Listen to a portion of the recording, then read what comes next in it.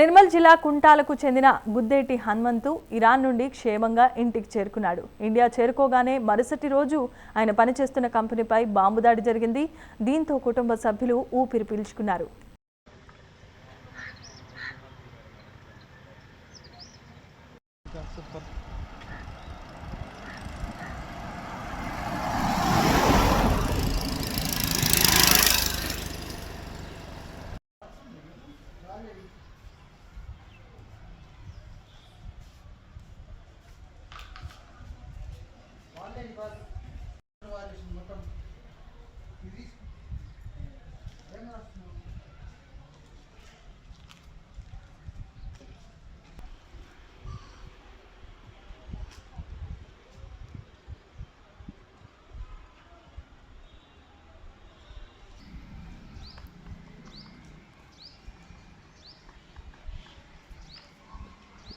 నా పేరు హనుమంతు, కుంటాల మాది, నిర్మల్ డిస్టిక్.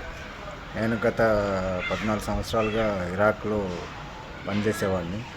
మాది జనరల్ సర్వీస్ కంపెనీ. మాది ఈ ఇరాన్ అమెరికా గొడవల కారణంగా కంపెనీ వచ్చేసి పంపించడానికి ట్రై చేసి పంపించాలని ప్లాన్ చేశారు.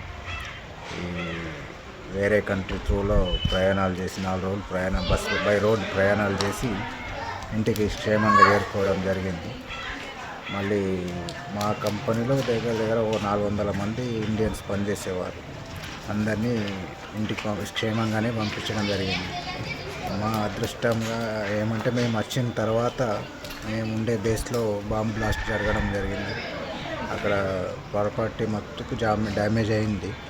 మనుషులకు ఎవరికేం హాని జరగలేదు. నా పేరు శిల్ప. మా ఆయన అక్కడ ఇరాక్లో వర్క్ చేస్తుండేవాడు. ఈ యుద్ధాల కారణంగా కొంచెం కూడా ఫోన్ చేయకపోతే భయం వేసేది. ఇంటికి వచ్చేంత వరకు కూడా టెన్షన్గా ఉండేది. క్షేమంగా ఇంటిని చేరుకున్న వల్ల సంతోషపడుతుంది.